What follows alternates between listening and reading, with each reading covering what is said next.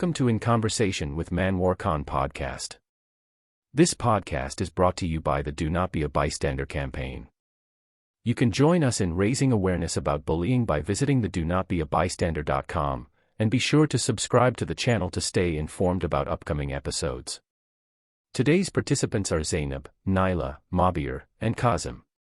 Our special guest for today's episode is Lori Anasakla. Welcome to our Bullying Awareness Podcast.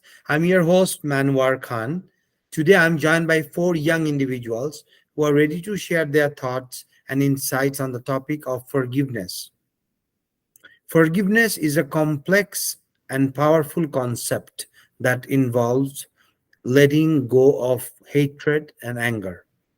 Today's participants are Zainab, Naila, Kazim, and Mahabir. Before we continue, I would like to introduce our special guest for today's podcast, Lorian Sakla. So, Lorian is a registered clinical social worker working in various settings in Alberta with over 20 years' experience working in mental health and addiction. She has a strong belief in the importance of creating supportive and inclusive environment for all individuals. She is dedicated to advocating for the rights and well-being of children and families. Lorianne, thank you so much for joining us today. Thank you so much for having me here. You are welcome. Lorianne will shed some lights on this topic today, and she will listen to you guys and give you tips and advice at the end. So now that we have introduced our guests and participants, let's start with the question. Forgiveness holds great significance in our lives. My first question is for Zainab. What does forgiveness mean to you? Forgiveness means to me that when someone is being mean to you, but you be nice to them and forgive them for what they did. And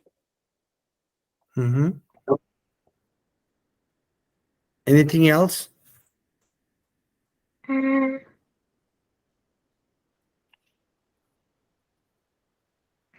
no. So if, for example, I want to give you an example. Say I am a bully. I bullied you for the first time. What you're gonna do? I will nice to you instead, so then you might change and be nice back. Are you gonna tell me to stop? Yeah. So if I stop bullying you, if I listen to you, for example, if I stop, will you forgive me? Yes. All right. Great answer. That's what I wanted to hear. Thank you so much, Zainab. That was a wonderful answer. So my next question is for Naila. So I'm not going to ask the question, Naila. Uh, Tell me, what was the question for you? The question was, can forgiveness help repair relationships? Excellent. What do you think? If it's like small and it's not like that big, it might, but if it's like really big and then like sorry, like if you're fighting with someone and then they like kick you really hard and it like kind of breaks twist your ankle or anything, and then they say sorry, you it might not fix it. Like it's like a kind of like just a push, and then you just fall down, and then they say sorry. It might. All right. So you can forgive someone. And if you forgive, you believe that it can build a relationship too, right? Yeah. Yep, I agree with you. Totally agree with you. Good answer. Excellent. Thank you so much, Naila. So my next question is for Kazim. Kazim, go ahead. I want you to read your question and answer it. My question was, how can we teach and encourage forgiveness in our communities? Right? So we can teach and encourage forgiveness in our communities by never holding grudges and always being kind to everyone, no matter how rude they are to you. Because that is forgiveness, being kind to somebody no matter what they do to you. And if we don't hold grudges against people, it will show everybody that forgiveness is good and that it helps. Because it would only hurt you or anybody else if you kept holding a grudge. So that's how you can show it, by never holding So, grudges. right. So I have a question for you. So the grudges, where does it come from? When somebody else makes you angry, when maybe somebody wasn't giving me a turn on, I don't know, with a new toy. So then I got mad at them, and then I was like, I'm not talking to you, and I'm not gonna share with you ever again. And that's called a grudge. And if the next day you still are like, I don't like you, then that means that it's a grudge, and it'll just hurt you because you're just losing a friendship by holding that grudge, and it's just making yourself angry all the time by keeping the grudge. Right. So what about, have you ever think about this kind of scenario when this happens? Can we have this conversation with that guy, with your friend, that why did you do that to me? Yeah, because if Maybe we sometimes talk to asking them you, about it, sorry, go ahead. yes, it would be good to talk to them about it. Because if we can talk to them about it, then we can together, by talking to each other, we can get past it. And getting past it will make sure that our friendship stays intact, or else you're just losing a friend. So Exactly. talking about it could help you. True. Exactly. That's what I wanted to hear. So sometimes, most of the time, when you talk, you approach, you ask nicely, why did you do that to me? Or why did you say that? You might get your answer. Maybe something you did, maybe something I did, that's my fault, right? Sometimes you can ask it, but again, when you are angry, maybe that's not the right time to ask. Step back, wait for when you are calm down, then you ask that question. Okay, I want to have that conversation with you. You, that day you did it with me, this thing, and you didn't give me this. Why did you do that? If then, if it happens, if he doesn't agree, you don't agree, you don't find a common ground, yes, then that time, then that topic comes, forgiveness. The grudge stays there. Maybe after 2 or 3 days, if you feel like that you want to forgive that person, try to forgive and see how you feel. If you feel better, why not? Right? I've I've once heard a saying Mhm. that is, if you, if you're angry at somebody and hold a grudge at somebody with somebody, it's like picking up a hot stone and trying to throw it at them, because no matter what, you'll still get burned in the process. They may not be burned, it may not affect them, but you're still hurting inside if you don't forgive them. Amazing. What you just said, I need to write it down later, because I didn't. This is the first time I'm hearing it, and I like that what you just said. See, it's not only you are learning. I am. We all are learning here from you. Excellent, wonderful answer. Anything else you want to add, Kasim? No, thank you. All right. So if not, then I will go to Mahabir. Mahabir, can you tell me what is your question? And let's talk about the question first. My question was, are there any emotional benefits associated with forgiveness, like emotional or psychological? And for sure there is, yes. But first I want to talk about like the, I don't know, in benefits of not forgiving.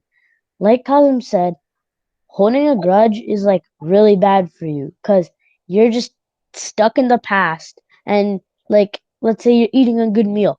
and all you're thinking about is the past. Like, he didn't share this to me, so I'm not gonna share that ever again. That's not gonna help you. Instead of going to talking to them, you're just holding a grudge. So that's not good at all. But the benefits of forgiving that person is that once you forgive them, a huge weight is lifted off of your chest. And when you forgive, you actually you actually might make friends with that person, and you teach that person to forgive other people, and that person might teach other people to forgive, and it's just like a cycle. And one day maybe you'll do something bad to the person, but then he'll forgive you back. Another one is Another thing is, like, you're not gonna live in like constant anxiety that this person might ever do this again. Maybe since he's mad at me for not being his friend, maybe he'll steal something from me. Maybe he'll beat me up. And maybe if that person took something, he's never gonna give it back. And in the end, holding a grudge and not forgiving the person is just horrible for you. But once you forgive them, you can become friends again.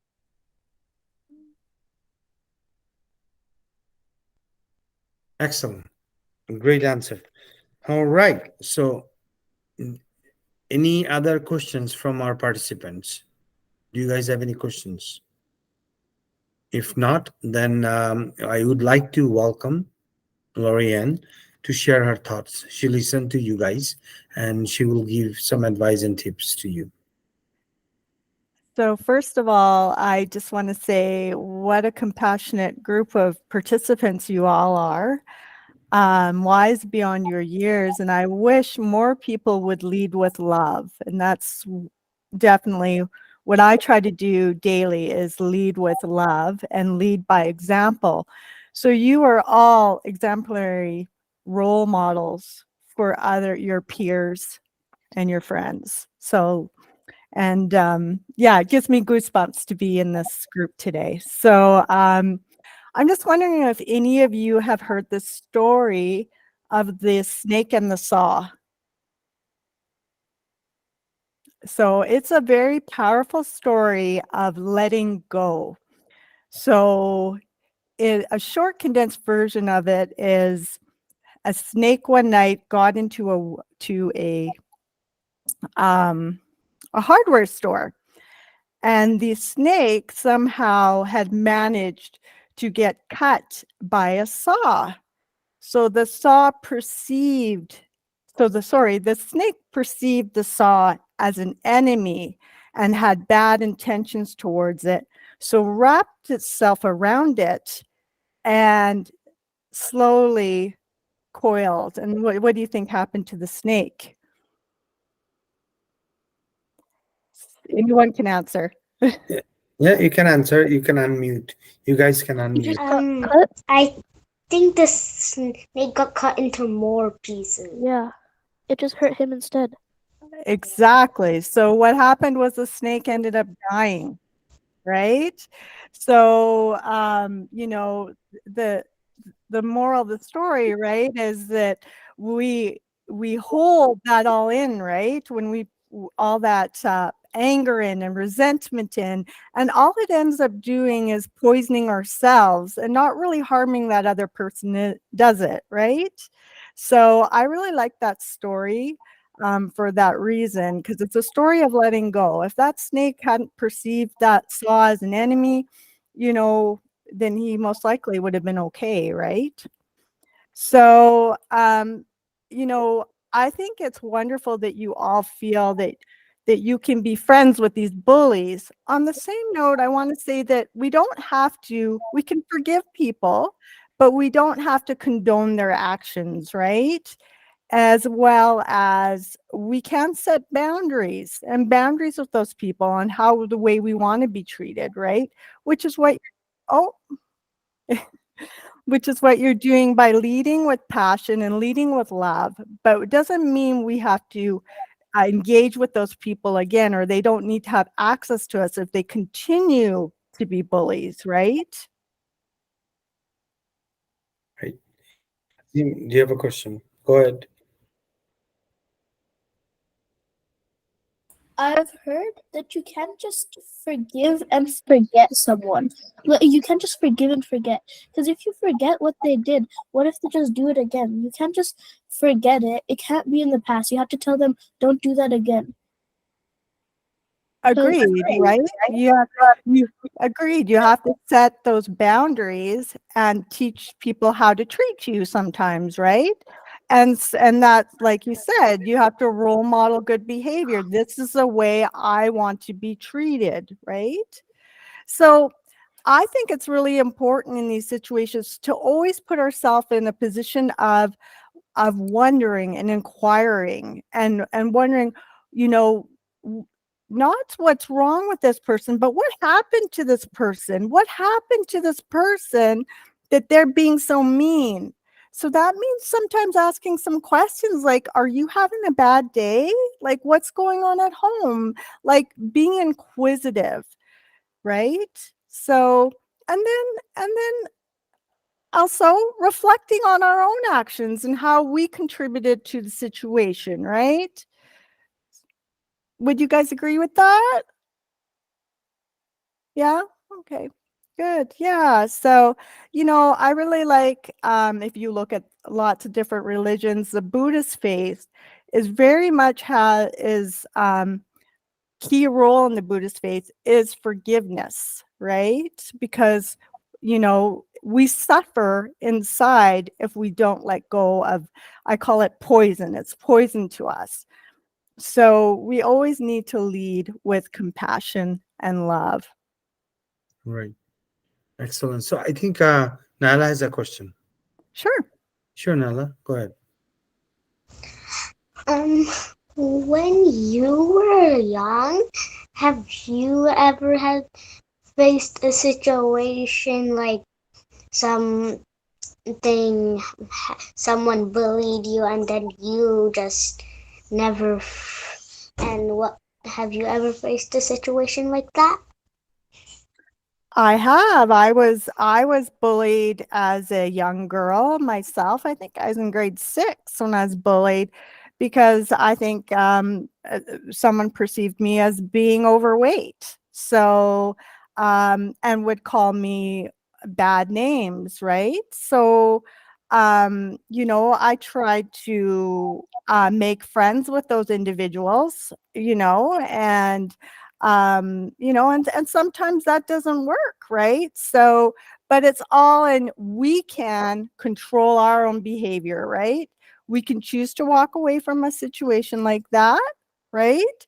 So we are responsible for ourselves, right? And know that we did the right thing and took the right actions at the right time, right? So you have to protect yourself at the same time, right? And I think bullying is a very common experience with our young people nowadays. And I work in pediatrics at a children's hospital, and I see a lot of kids and emerge because they're being bullied, which impacts their mental health, right? And especially now with technology, there's more ways to bully you guys. So my heart really breaks for you in terms of what you have to go through nowadays in terms of all the different avenues that people can take to bully someone. Yeah. Did you get your answer, Nala? Excellent. Any other question? Right. I would like to add something here.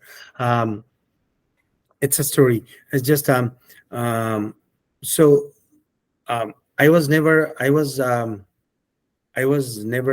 being bullied, never. But I have seen when I was at school. I'm talking about grade 5 or 6. There were a big group of bully. They would be always bully. They would be picking each person every day, and okay, bully that person.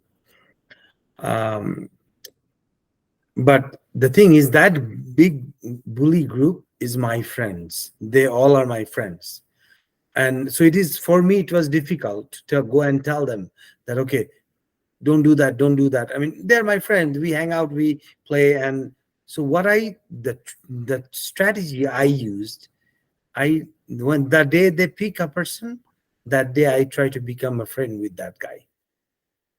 And the moment I become that guy's friend, they don't bully anymore because they're our friend. They're in our group. So that's the strategy I use. But again, for my participants, I want you guys to encourage to take a stand against bullying. But the first thing is you make sure it is safe for you. Mm-hmm. If it is not safe, you do not intervene. If it is not safe, but go and talk to somebody, adult, teacher, your mom and dad, tell somebody. If it is happening to you, definitely you should be discussing with your parents or a trusted adult or your teacher. That's why they are for, and you will be surprised to see that people are out there to help. But you do not respond by bullying back. That's all I'm saying, No. right?